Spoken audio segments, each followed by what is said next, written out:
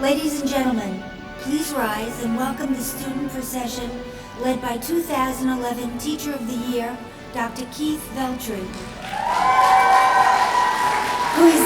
Dr. Veltri is carrying the mace and serving as today's Grand Marshal.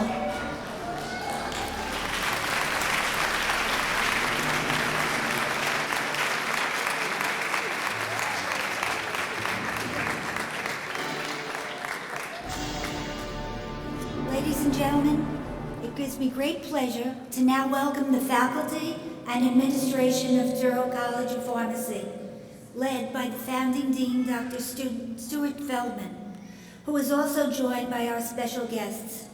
Since I have worked with Dr. Feldman since the very beginning, I'm in a unique position to comment to the graduates how fortunate you are to have Stuart Feldman as your dean.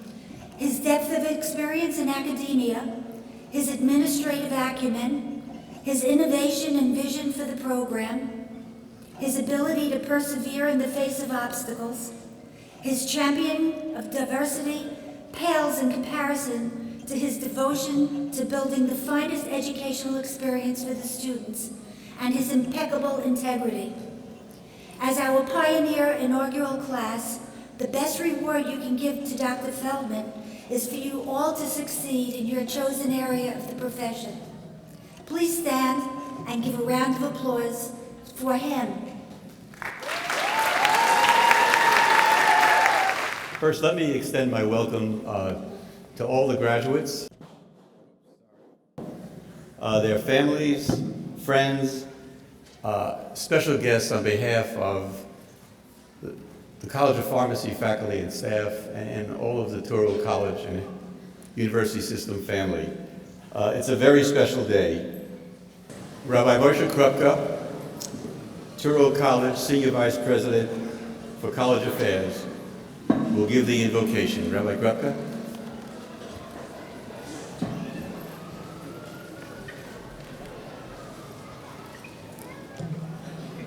Avinu Shabbat our Heavenly Father, bless all those who have assembled here today to rejoice in the inaugural commencement exercises of the Touro College of Pharmacy class of 2012. Almighty God, Rafechol Basor Maflila Asos, you are the healer of all flesh, wondrous in your acts. You have instructed and empowered humanity to cure the ill and provide comfort and aid to all of your children. Before you are seated the graduates of 2012, men and women who stand at the dawn of their chosen careers to bring healing and comfort to your world. Let them exemplify the aspirations of their noble profession. Give them the divine guidance to ensure optimal health outcomes for their patients. Let their specialized training and education, their research and their scholarship, their service to the community be a source of healing and comfort to all with whom they come in contact. May you indeed give strength, courage, and fortitude to the men and women who now prepare to leave this college. Bless them as they set out as your agents to serve humanity wherever their care, compassion, and service is so sorely needed. And dear God, we ask that you shower your blessings upon the families of these students, parents, spouses, children, and other dear ones who have been there for support and encouragement and have sacrificed so much so that these students could succeed. Dear God, as we gather here this afternoon, we ask for your divine guidance and blessing for this great citadel of learning, the Touro College of Pharmacy, as it celebrates a milestone, its inaugural commencement exercises. Bless the administration, faculty, and students, men and women of good faith, faith in our collective ability to achieve excellence and impart knowledge, faith in our ability to partner with the Almighty in providing relief and healing, faith in our ability to serve, strengthen, and improve your world, dear God, with its rich diversity and ever-increasing potential for good. Grant us the wisdom, resolve, and fortitude to educate, to inspire, and to lead. We pledge, each of us as graduates and as an institution, as we begin a new chapter in a bright new future, to do our utmost to realize our full potential and to bring glory to your name. Amen. Congratulations and mazel tov.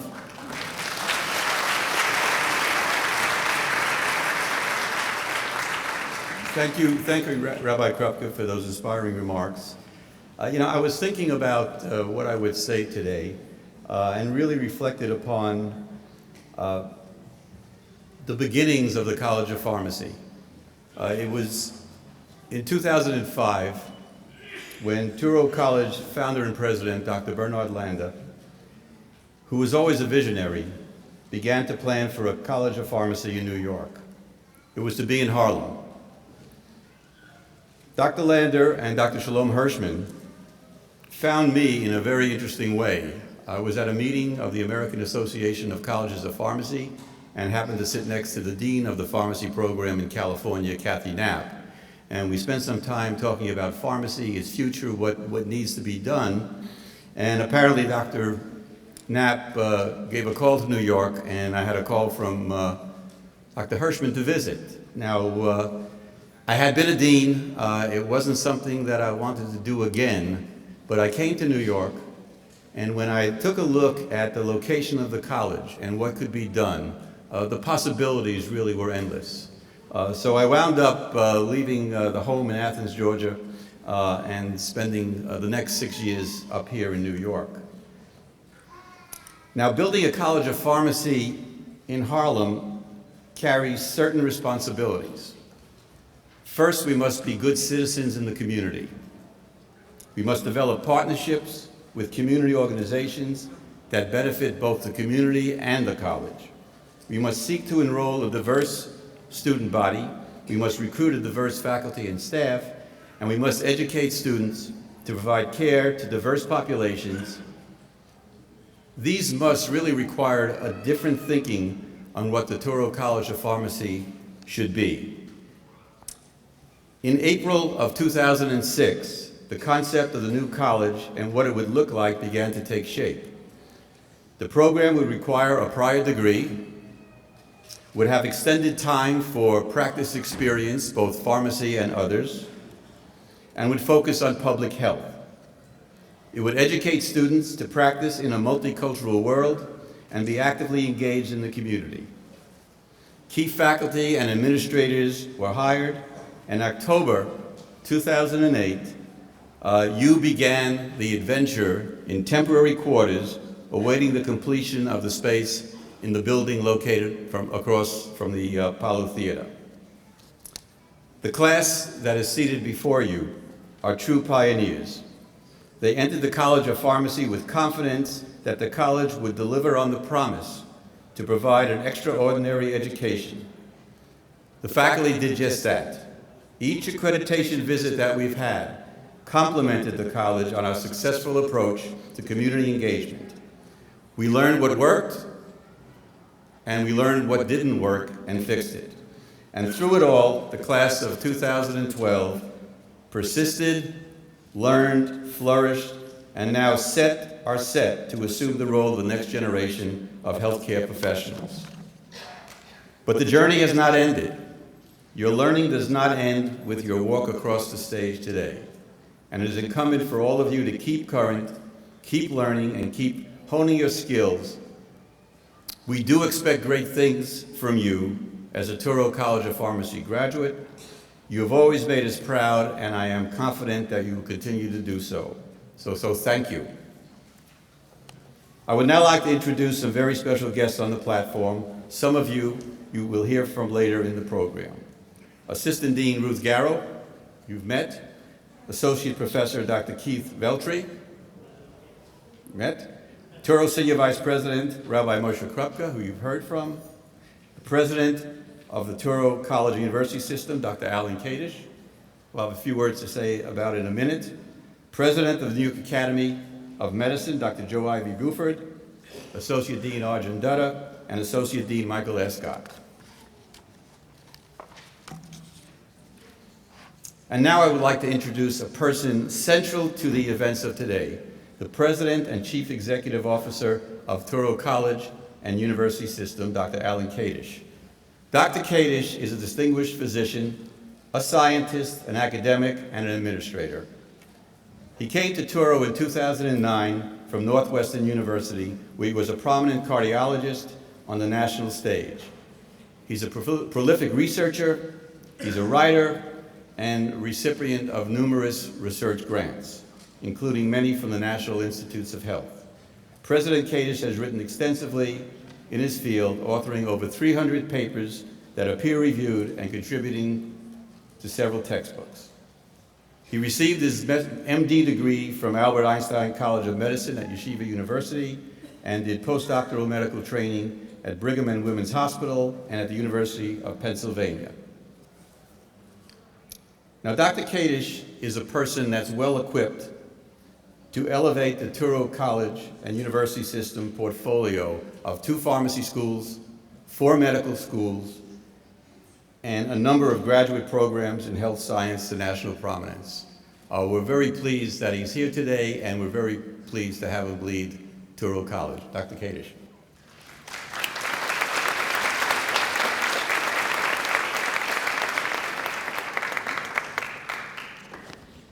Thank you very much. Good afternoon, Dean Feldman, Dr. Buford, dedicated graduation candidates, faculty, administration, family, and guests. It's a great day to be here. Welcome to Touro College Pharmacy's initial graduation ceremony. Being the first class to graduate is a unique experience to be cherished and remembered. You are the pioneers of the Touro College of Pharmacy who will set the pace for future graduates, and we're very proud of what you've accomplished. Touro College, as Dr. Feldman mentioned, is a new school, the first new school of pharmacy in New York City in 68 years. Included in the goals which the School of Pharmacy has achieved already are the goals of serving underrepresented minority communities and increasing the number of minority health professionals. Everyone in this room had a choice, the faculty, the staff, and the students, of going to a program that was more established and chose to participate in something really exciting here. As I think about what everyone here has accomplished, I'd like to suggest that being part of a new exciting enterprise and avoiding complacency is a tremendous feat and achievement.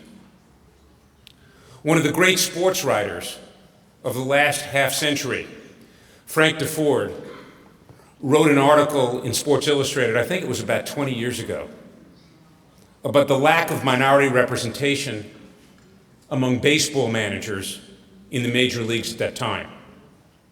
And he coined a phrase at that time, which was same old white guys.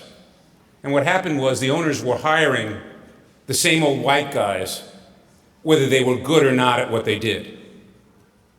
I'm not going to comment on whether the situation in Major League Baseball has changed a whole lot, but I think that syndrome of complacency, of hiring and achieving what the same old white guys did, is something that hopefully is a thing of the past.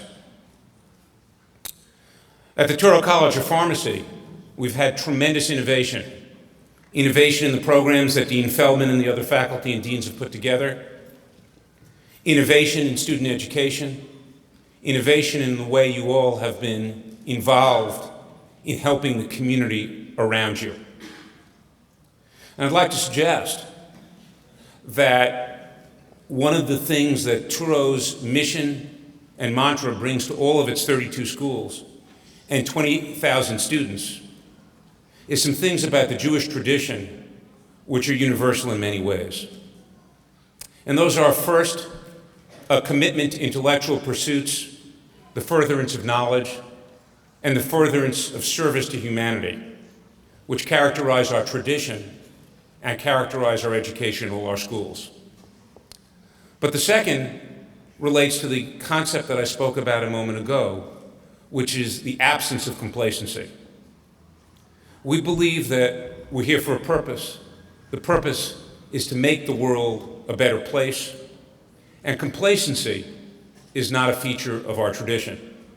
And by being here today as part of something new, as a new enterprise designed and dedicated to train professionals and to serve humanity, you've all declared yourselves at the very start of your careers as some individuals who will fight against complacency and move our society and your profession forward. And for that, we're eternally grateful. Thank you and congratulations.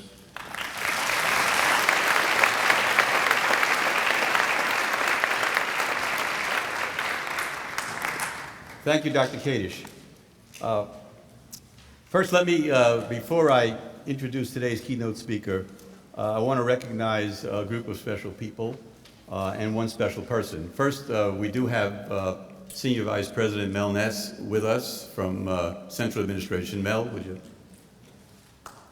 Thank you for coming.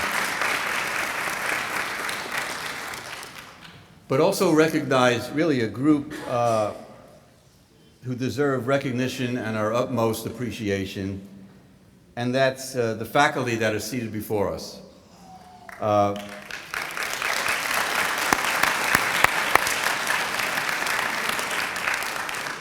In any place, the faculty represent the core, substance, and excellence of the institution. It really is the faculty that make a difference in any institution, and really the continuing excellence of their teaching, their scholarship, their mentoring, and their support provided each of the graduates with the knowledge and confidence needed for success.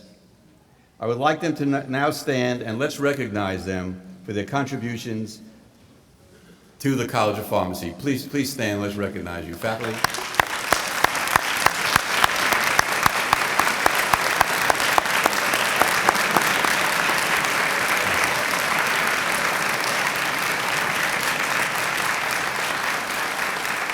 Thank you, thank you.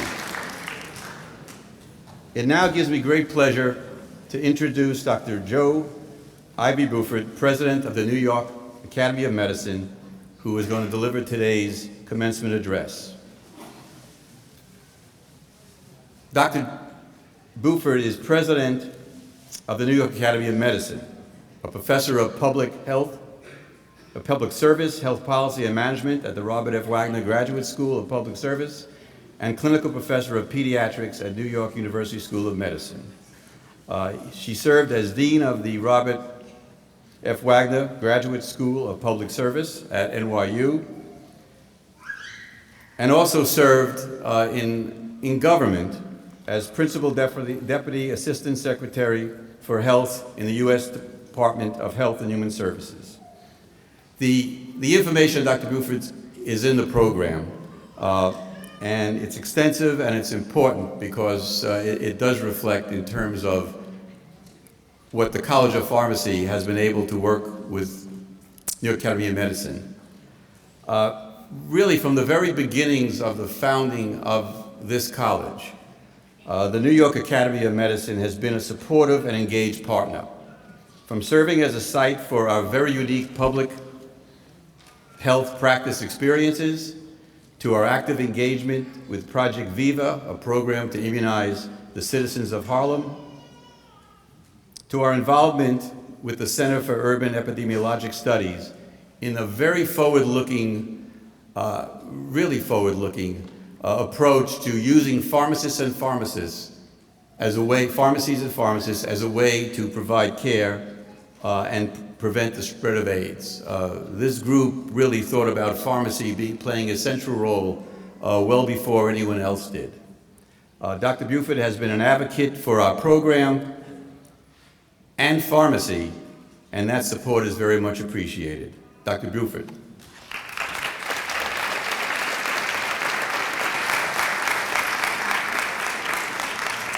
Good afternoon to all of you, and thank you, Dean Feldman, Dr. Kadish, Rabbi Krupke, honored guests, faculty, graduates, family, and friends. I am really honored to be invited to address this first graduating class of the Touro College of Pharmacy. You're very quiet, but I wanted to say you've already made history, so I think you should give yourself the first hand of the afternoon. Okay?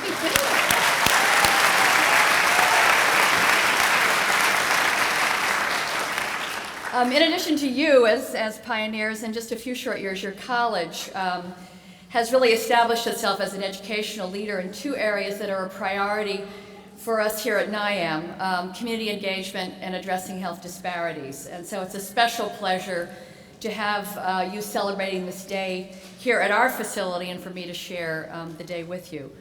Let me begin, as the Dean and the President have done, by expressing my admiration for each of you who are graduating, for your accomplishments, but also my congratulations and respect for your family members, spouses, partners, friends, and children who provided the love and support so critical to completing this important phase of your careers. Led by Dean Feldman, we have been delighted to welcome many of the faculty of this college into fellowship at the New York Academy. We're hoping that many of you, those of you who have not joined us, will consider doing so, and others, as you graduate, we'd be delighted to have you be part of our community. We are very committed to interdisciplinary health professions, both education and practice, so it's been a wonderful opportunity to work as closely as we've been able to do with the college. My message today is that while your primary concern must always be the health of the individuals who seek your services as a critical part of their comprehensive health care, it's also critical that you realize the important role you can play in creating healthy communities. From your Touro education, you know this is important because you know that our country spends more per capita and a larger percentage of its GDP on health than any other nation in the world. The result has been arguably the world's most technologically sophisticated personal health care system, and as a pharmacist, you will be in a position to help manage one of the highest cost areas of healthcare, the medicines most people take. Our investments have also led to tremendous advances in biomedical research, but the combined effects of these investments on the overall health of the United States population has been disappointing. Among the world's richest countries, the U.S. currently ranks 43rd globally in infant mortality and 34th in adult life expectancy. And these rankings are getting worse, not better. These data are even more disturbing when you think of how many of these deaths are preventable if we apply what we know to personal and community-based preventive programs. This is especially important in those parts of our country and those parts of our city where health disparities are actually increasing, especially in poor communities, which are often communities of color. So why have our investments not resulted in higher levels of health?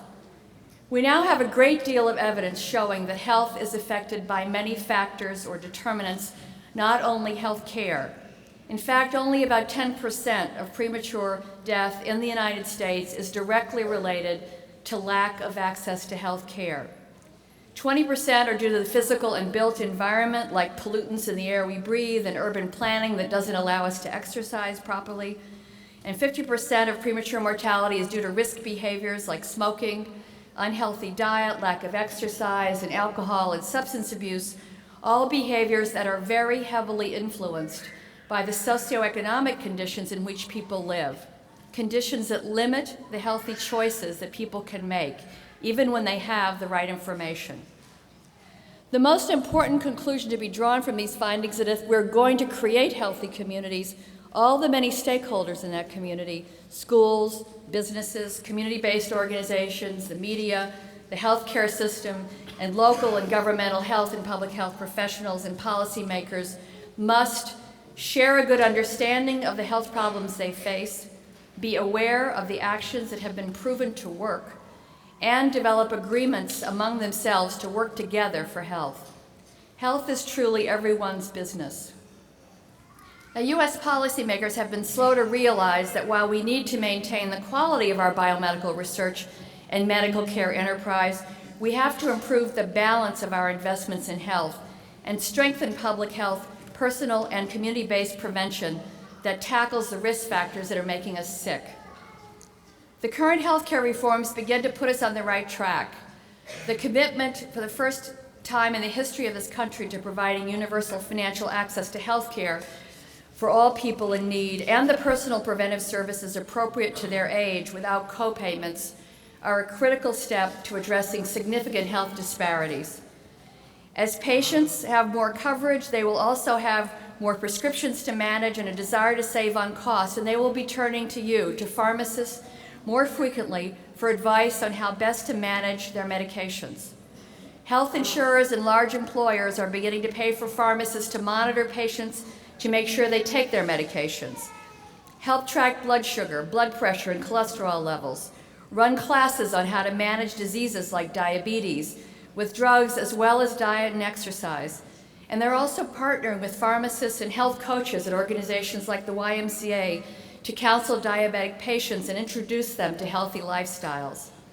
As Touro graduates, you are well prepared to take on this role, and you have a critical responsibility in your communities because patients generally have a great deal of trust in their pharmacists for advice.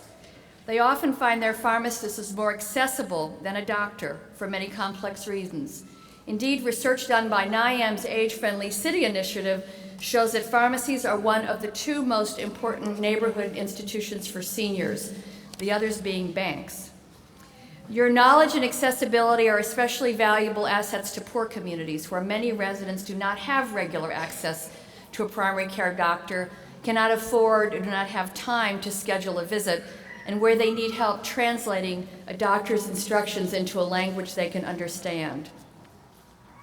While hospitals have long used clinical pharmacists on interprofessional teams of doctors, nurses, social workers, and others to improve patient care coordination and health outcomes, new community-based models for health homes and accountable care organizations in healthcare reform will require better integration with the community pharmacist to achieve the health improvements and cost savings needed to create savings that can be invested in broader community health action. The healthcare reforms are also providing unprecedented financial support for programs that act at the community level to prevent tobacco use and promote exercise and healthy diet. These programs require the expertise of all those stakeholders and community groups working in partnerships for health. This commitment to intersectoral action and a team approach to problem solving is fundamental to the education you have all received here at Touro. You partnered with the New York City Housing Authority to help seniors manage their medications, educate them about immunizations, and help with bone density screenings. You were awarded an Immunization Champion Award for improving vaccination rates in underserved Harlem communities by running vaccination sites along with the epidemiologists at my institution and by training hospital pharmacists to expand their services. You've worked with the Department of Education to reach our high school kids who are especially vulnerable to abusing prescription drugs. With support from the National Institutes of Health, the Department of Health and Human Services, the National Library of Medicine, you created an innovative health literacy and pharmaceutical safety program for elementary school children, their teachers and parents, also here in our community, as a follow-on program that encourages lifestyles that are more healthy through exercise and nutrition. Wherever your career leads you, Touro has given you a unique vantage point that will let you bring a community needs and disparities reduction perspective into your practice. The partnerships you've worked in while at Touro with the city and state agencies, hospitals, and community organizations like ours prepare you especially well to collaborate with future teachers, urban planners, legislators, business owners, lawyers, IT experts, artists, writers, and investors to tackle the many challenges to good health that we're now coming to understand. You truly can become a force for shaping the health of your communities. Each of you can make a difference through your work, your commitments to your family and community, and your advocacy for the kind of policies and programs that will make it easier for everyone to make the healthy choice. Thanks to your dean and faculty for creating these educational opportunities for you, and thank you for what you will do in the future to improve our nation's health. Congratulations.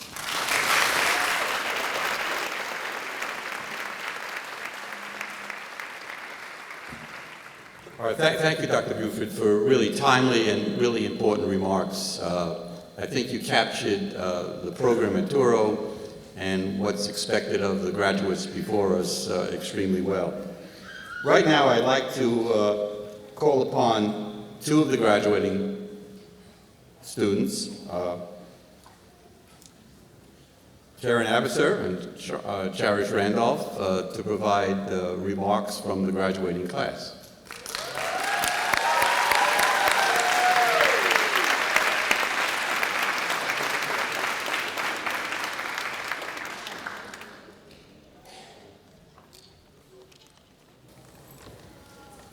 Good evening, and thank you for joining us today as we celebrate this monumental occasion. Speaking at Touro College of Pharmacy's first annual commencement is a truly unique opportunity. Today, my colleagues and I would like to take a moment to thank the Touro staff, both current and previous, for their unsurpassable dedication and enthusiasm, for their absolute commitment to our success, and for the priceless impressions they have left along the way. To relay the devotion each faculty member has shown is simply not possible in the few minutes I have to be up here. They have taught us on a daily basis what it means to give and be our absolute best, to constantly raise our standards of excellence. They have shown us how to proudly bear the title of a pharmacist and the importance in uniquely utilizing our roles as healthcare providers and patient advocates. Through their example, and allow me to share just a few, answering our emails around the clock, literally, even at 2 in the morning, setting aside time to speak with us and provide the guidance and encouragement that we needed to make our new transitions a little easier, even when office hours are no longer available, or spending several hours to make an animated slide or a great chart for our lectures to make that difficult concept a little easier to understand. Your example has embedded a passion in us all to care for others in the same way. Now, as we graduate, we will all go our separate ways and establish our own careers and identities. However, the impressions you have embedded within us regarding how to care and give to others, and the desire to improve the quality of life for all, will fortify us for many, many years to come. These impressions are indelible. As the renowned poet and author Maya Angelou once said, "I've learned that people will forget what you said. People will forget what you did. But people will never forget how you made them feel." So we thank you for the inspiration you have given us as we observed your hard work, fulfilling your roles as professors, mentors, and pharmacists.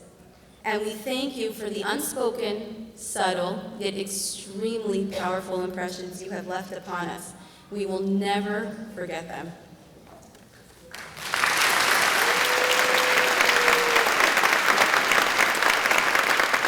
So now that Karen has covered the faculty, I'd like to switch the focus over to our colleagues for their motivation, spirit, and undying perseverance.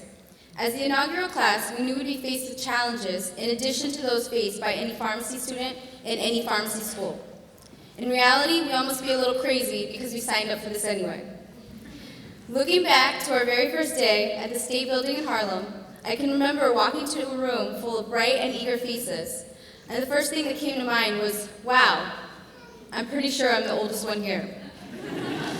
So in typical fashion, I headed straight for an empty table in the back, and I started looking around, and I realized that not only was I in a room full of people younger than me, but you guys were clearly smarter, a lot friendlier, and better looking. Panic immediately ensued, and I started trying to figure out exactly what kind of mess I'd gotten myself into. Well, here we are, 4 years later, and still I'm surrounded by smarter, friendlier, and better looking people. The difference this time is I'm no longer hiding in the back, and I'm actually even more impressed by each of you than I was that very first day. It takes a certain level of passion and dedication to make it through any graduate program, but the ability to make the best of difficult situations, to utilize every resource available, and to succeed in the face of adversity is perhaps a quality unique to this graduating class. We spent our entire first year in a classroom where there was literally 1 seat per student. Our first labs weren't even spent in an actual laboratory. I'm pretty sure we all got an introduction to compounding by watching YouTube videos. And who could forget test taking in the building on Adam Clayton Powell? Between the sirens, the jackhammering, and that guy who seemed to always plan his window washing on exam day. It's no wonder any of us even passed an exam, let alone aced any of them. And then there was financial aid. I won't go there.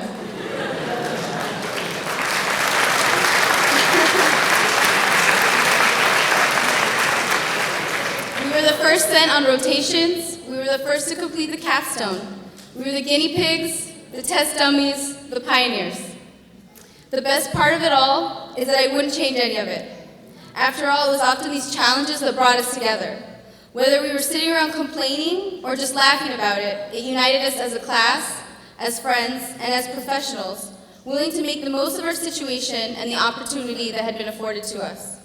So don't worry, Dean Feldman. I'm not knocking you or Touro or the faculty.